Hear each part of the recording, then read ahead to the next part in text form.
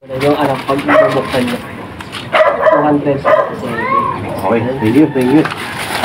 Hello guys, dumating na yung order natin para sa ating Smash 110 kasi drum brake siya, drum brake. Ayan o, makikita mo, para dyan yan. Nakakasimpreno. Ayan o, yan. Nakakasimpreno, so umorder tayo ng rotor disc and then brake master set. Yan. So, sabi ni rider, kung malibaw at mali, pwede nating ibalik. Kaso, bibidyohan lang muna. So, tingnan natin guys kung tama ba yung ating in-order. So, ito muna tayo sa rotor disc. Yan. Para at least pwede tayong panghayan. So, okay. Okay, goods naman siya. Ito nga yung kailangan natin para sa ating Smash 110. So, ito naman isa. Tingnan natin.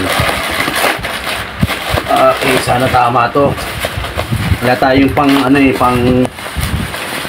original sa kana. Pansamantagal muna to. Pansamantala.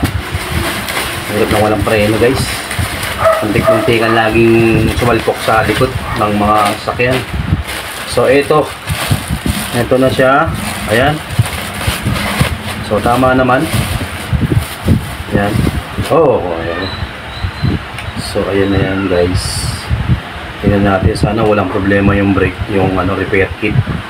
Kasi minsan dito nagkakaroon ng problema yan eh. Dito sa banda rito. Yung repair kit niya. Yan. So okay naman to.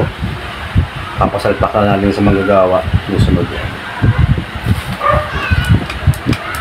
Okay naman, goods naman siya. Ayan. So yan muna guys. Pagka ikakabit natin, bibidyoan natin kung magiging okay ba siya. Meron na rin tayo nabili na na fork tsaka hub para sa disc brake para dito.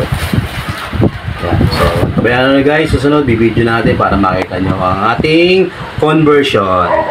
Bye-bye!